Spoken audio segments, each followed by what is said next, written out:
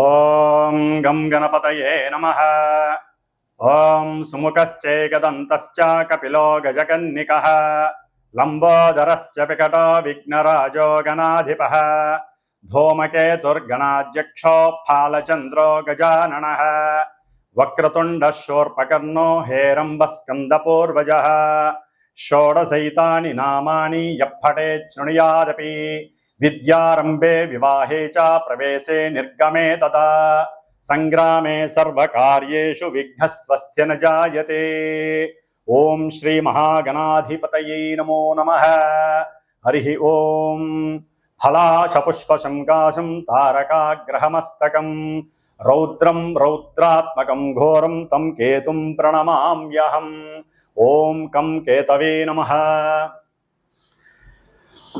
ప్రేక్షకులందరికీ కూడా మరి ఇప్పుడు కాలమానంలో అంతరిక్షంలో మార్చి 30వ తేదీన ప్రారంభమైనటువంటి శని యొక్క రాశి మార్పు ద్వారా మే 14వ తారీఖున గురువు రాశి మారడం మిథున రాశిలోకి, ఆ తదుపరి మే 18వ తేదీన ఈ గ్రహాలన్నిటినీ కూడా తన యొక్క వశీకరణంలో ఉంచుకునేటటువంటి, తన యొక్క ఛాయలో ఉంచుకునేటటువంటి ఛాయాగ్రహాలు 2 ఉన్నాయి మనకి. ఇవి గేమ్ ప్లేయర్స్. మొత్తం అంతరిక్షాన్ని అట్లాగే సూర్యుణ్ణి చంద్రుణ్ణి కూడా తమ యొక్క ఛాయలో కొన్ని క్షణాల పాటు ఉంచేసి మన యొక్క భూ వాతావరణంలో అంతరిక్షంలో ఎన్నో ఆటలు ఆడేటటువంటి గేమ్ ప్లేయర్స్గా ఈ రాహుకేతువుల్ని అభివర్ణిస్తూ ఉంటారు.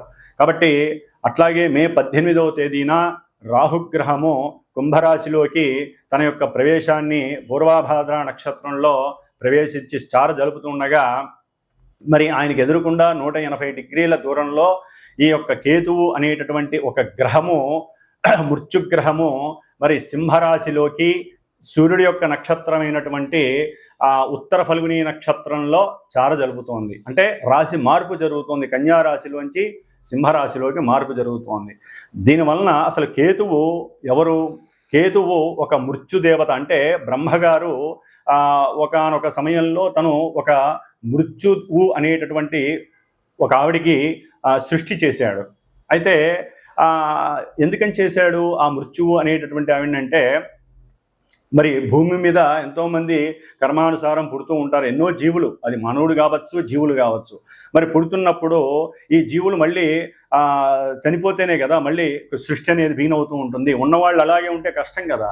అందుకని అది ఆలోచించి ఆవిడికి జననమిస్తే ఆవిడ ఏడుస్తోంది, ఇదేనా నేను అందరినీ కబలించడానికైనా నాకు జన్మనిచ్చింది అని బాధపడుతుంటే, అప్పుడు ఆవిడ బాధపడుతున్నప్పుడు ఆ కన్నీటిలోంచి ధారల్లోంచి కొంత పొగ వచ్చింది. ఆ పొగలోంచే కేతువు అనేటటువంటి ఒక ధూమ్ర గ్రహం, అంటే ఈ పొగని ధూమ్రము అంటారు. కాబట్టి కేతువు ధూమ్రగ్రహంగా జన్మించాడు ఆ మృత్యువు అనేటటువంటి ఆ బ్రహ్మచేత సృష్టింపబడినటువంటి కన్యకు.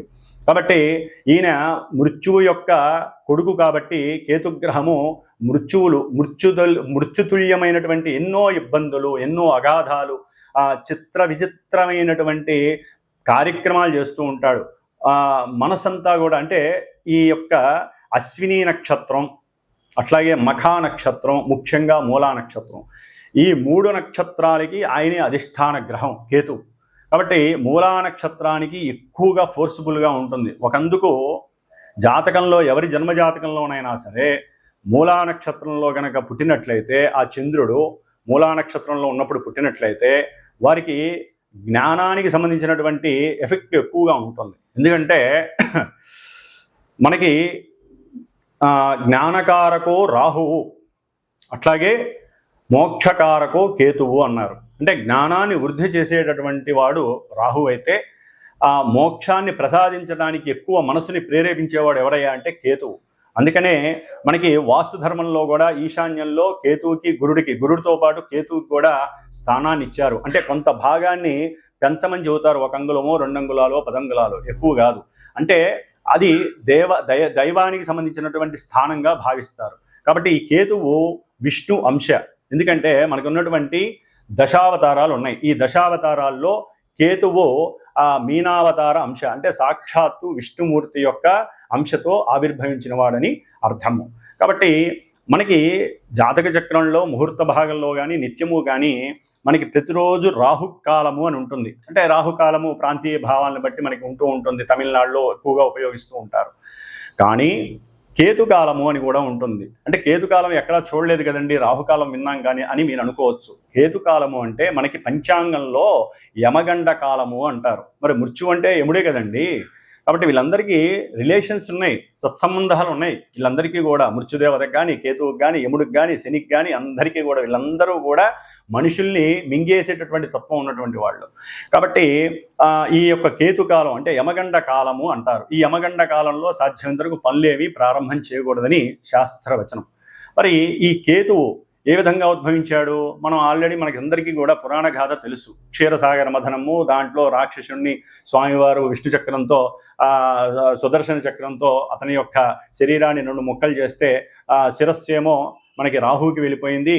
కింద ఈ శరీరం అంతా కూడా మొండెంతో ఉన్నదానికి నాగుపావును పెట్టేసి మరి విష్ణుమూర్తి ఆజ్ఞాపించాడు కేతువును కూడా. వీళ్ళకు కూడా మన యొక్క సప్తగ్రహాలు అయితే నవగ్రహాల్లో ఒక్కొక్క స్థానం ఇచ్చారు. కానీ ఈ రాహుకి కేతువుకి ఒక స్థానం మీద కమాండింగ్ ఉండదు, వాళ్ళకంటూ ఏదీ లేదు. ఓకే, కొన్ని శాస్త్రాల్లో వృషభము ఉచ్చ అని, అట్లాగే రాహుకి ఉచ్చ క్షేత్రం అని, కేతువుకి మరి వృశ్చిక రాశి ఉచ్చక్షేత్రం అని అంటారు. అట్లాగే సింహము మీనము కూడా కేతువుకి పరిపరి మతాల విధంగా, అంటే ఈ యొక్క శాస్త్రాలలో రకరకాలుగా సింహరాశి కేతువుకి స్వక్షేత్రమని, అట్లా మీనరాశి స్వక్షేత్రం అని అంటారు.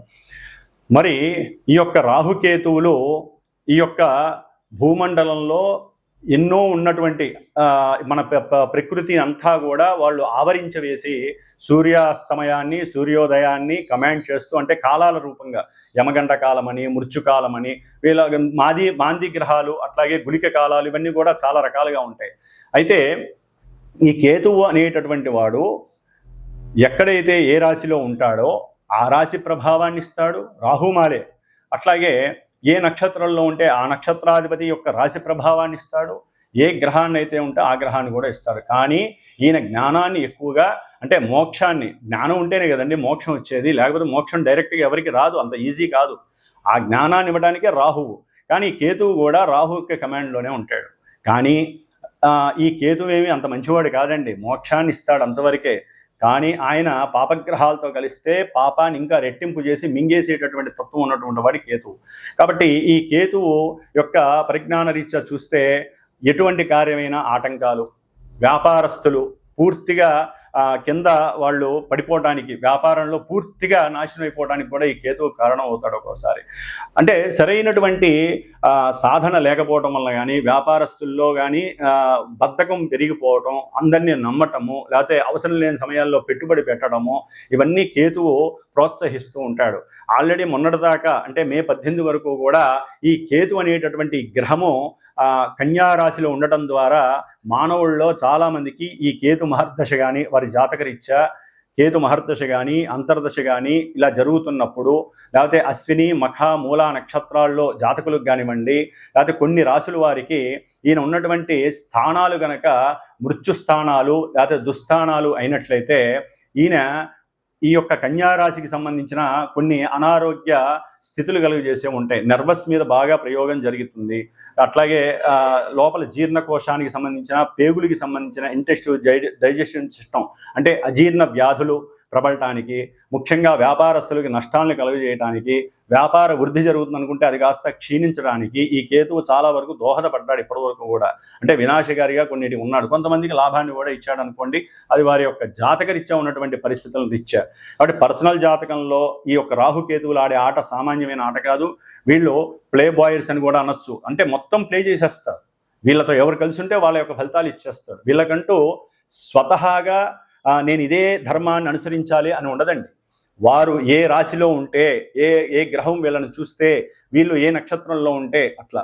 ఇప్పుడు మరి ఉత్తరా ఫల్గుని అంటే సూర్యుడి యొక్క నక్షత్రంలో మనకి జోడియాక్లో మేషం నుంచి 5వ స్థానమైనటువంటి సూర్యుడి యొక్క రాశి ఏంటి? సింహరాశి. ఆ సింహరాశిలో కేతు వస్తున్నాడు అంటే అతనికి స్వక్షేత్రం, సాధ్యమైనంత వరకు అతను చెడు చెయ్యడు. కానీ కొన్ని రాశుల వారికి మాత్రం స్థానాల రీత్యా చెడు స్థానాలు అయితే ఘోరాతి ఘోరమైనటువంటి పరిస్థితుల్ని కేతువు కలుగు చేస్తాడు.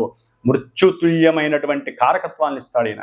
అందుకని ముఖ్యంగా హృద్రోగము, జఠర రోగము, జీర్ణాశయ లోపాలు, అట్లాగే లివర్కి సంబంధించిన ప్రాబ్లమ్స్, లేకపోతే శిరస్సుకి సంబంధించినవి, క్యాన్సర్స్, ఇంకా ఒక రకంగా చెప్పాలంటే అధికారులు వారు అనుకున్నటువంటి అనుకూలమైనటువంటి అధికారత్వాలు లేకపోవడం, లేకపోతే రాజకీయ నాయకుల్లో వారి వంశపారంపర్యంగా ఎంతోమందికి అనుకూలతలు కలగజేయటం సాధ్యమైనంత వరకు.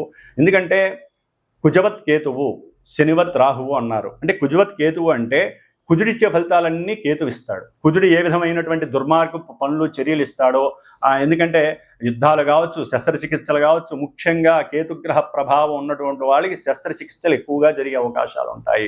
అది ఏ భాగం అనేటటువంటిది శరీర జాతకం నుంచి తెలుస్తూ ఉంటుంది. కాబట్టి మరి కుజుడు ఇచ్చేటటువంటి భయాందోళనలు కానీ, ప్రమాదాలు కానీ, మృత్యుతుల్యమైన ఏ విషయాలైనా సరే, ఈ యొక్క ముఖ్యంగా ల్యాండ్ లిటిగేషన్స్ కానివ్వండి, లేకపోతే అన్నదమ్ముల మధ్య గొడవలు కానివ్వండి, పోట్లాటలు, ఒక చోట సరైనటువంటి స్థిమితం లేకపోవటం, మానసిక చిత్ర విచిత్రమైనటువంటి కళాఖండాలు ఉంటాయి వీళ్ళల్లో. అట్లాగే జూలై 20 తర్వాత ఈయన మళ్ళీ పూర్వ ఫల్గుని నక్షత్రంలోకి వస్తున్నాడు, శుక్ర నక్షత్రం. ఇప్పుడు సూర్యుడిచ్చే ఫలితాలు ఇస్తే అప్పుడు శుక్రుడిచ్చే ఫలితాలు. చిత్రకళారంగంలో వాళ్ళకి కొంతమందికి అనుకూలతలు ఉంటాయి, కొంతమందికి దిగజారితనాలు ఉంటాయి. చాలా చాలా గోల్మాల్ సిస్టమ్స్ అనేవి కేతు ఇస్తాడు. చిత్రకళా పరిశ్రమ, లలిత కళలు ఉంటాయి మనకి. ఆ లలిత కళల్లో ఏదైతే ఉన్నాయో వాటన్నిటి మీద కేతు యొక్క ప్రభావం ఉంటుంది.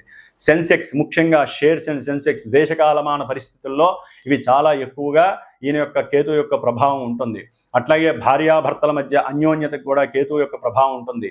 ముఖ్యంగా కేతువుకి సంతానానికి సంబంధం ఉంది. ఎందుకంటే కాలసర్ప దోషంలో కేతువు యొక్క పాత్ర అచంచలమైనటువంటిది, అనిర్వచనమైనటువంటిది. కాబట్టి సంతానం లేనటువంటి వాళ్ళు ఎంతోమంది గణపతిని ఆరాధించుకోవాలి, సుబ్రహ్మణ్యేశ్వర స్వామిని ఆరాధించుకోవాలి.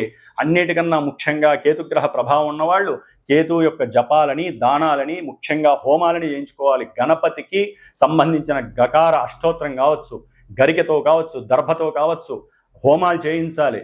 సంతానపరంగా కానీ, విద్యాపరంగా కానీ, బుద్ధి పెరగినటువంటి వాళ్ళు కానివ్వండి, నర్వస్ సిస్టమ్ ఆపరేట్ కానటువంటి వాళ్ళు కానివ్వండి, పక్షవాతం వచ్చిన వాళ్ళు కానివ్వండి, ఒకటి కాదండి, విచిత్రంగా ఉంటే కేతు ఇచ్చేటటువంటి పరిస్థితులు.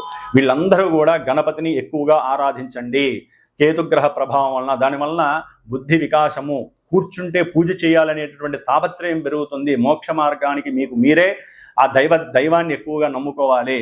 కాబట్టి కేతువు సింహరాశిలో ఉండటం చాలా చాలా విశేషప్రదం, కొన్ని రాశుల వారికి తప్ప. కాబట్టి ఈ 12 రాశుల్లో ఏ రాశుల వారికి కేతుగ్రహ ప్రభావం శుభంగా ఉంటుంది, కొంతమందికి ఇబ్బందిగా ఉంటుందో తెలుసుకుంటూ, మరి కేతువుకి సంబంధించినటువంటి మోక్షానికి కానివ్వండి, పూజలకు కానివ్వండి, ఏ పూజలు చేయాలి, ఏ ఆరాధనలు చేయాలో మరి మనం ఇప్పుడు తెలుసుకుందాం. ముఖ్యంగా ఓం కం కేతవే నమో నమః.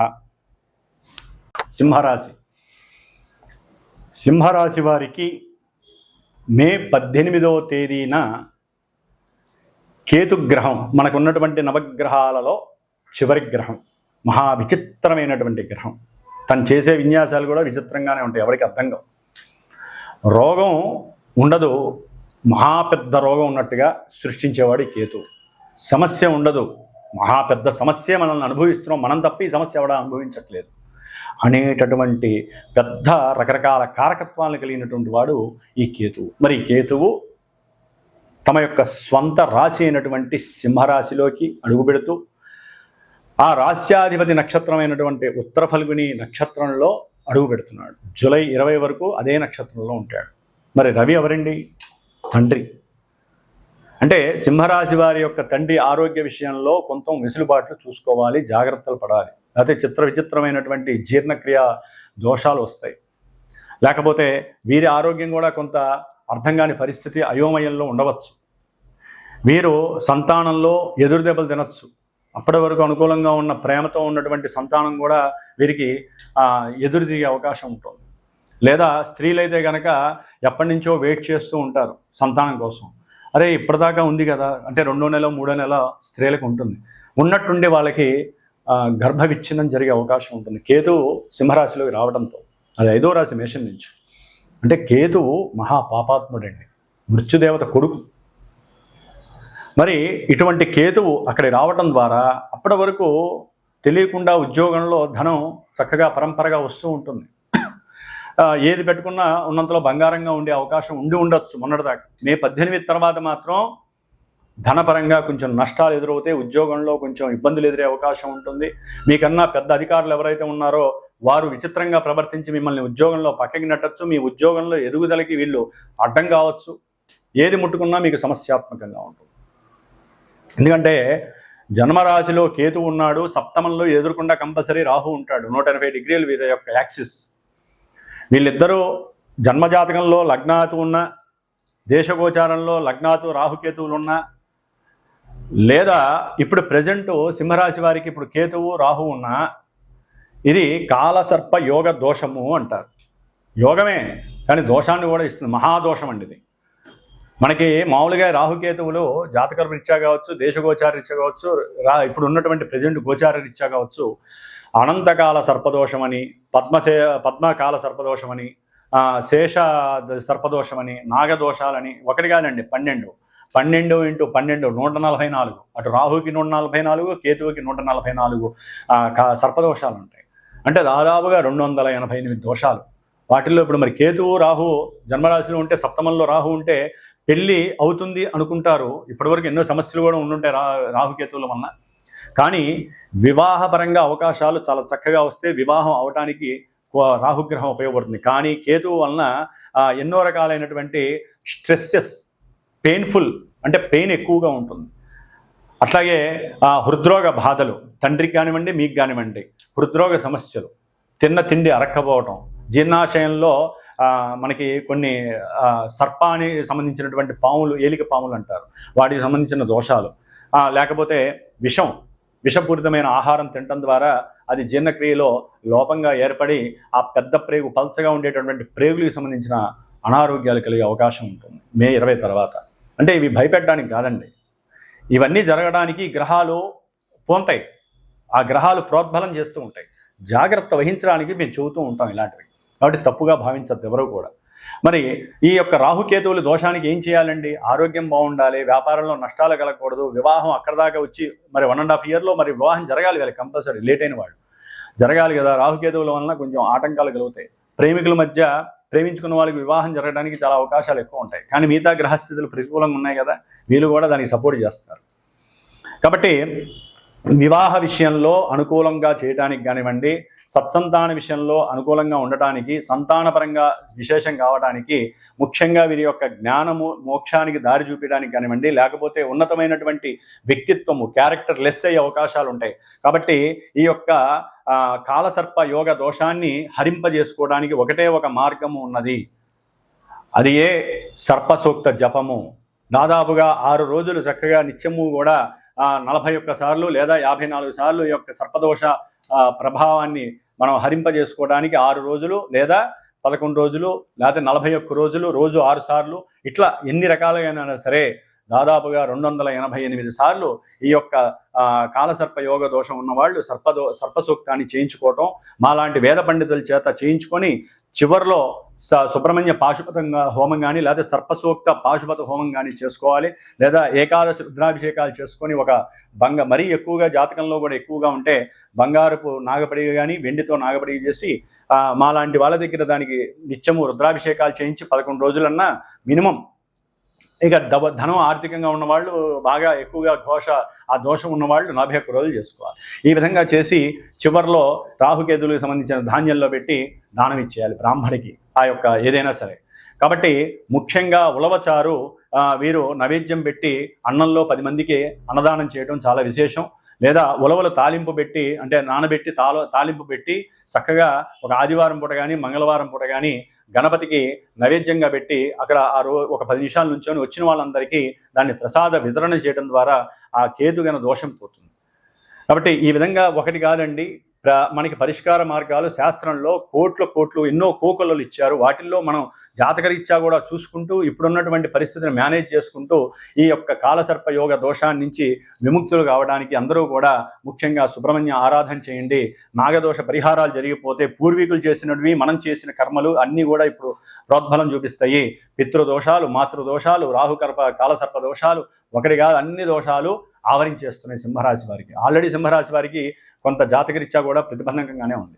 కాబట్టి చక్కగా సుబ్రహ్మణ్య ఆరాధన చేసుకోండి. నిత్యము ఎరుపు అక్షతలతో స్వామివారికి ఎరుపు పూలు పెట్టి అర్చన చేసుకోండి. నాగేంద్ర స్వామికి అంతా శుభం జరుగుతుంది. వివాహ ప్రయత్నాలు చక్కగా సఫలీకృతం అవుతాయి. ఆరోగ్యం బాగుంటుంది. ఓం గం గణపతయే నమః.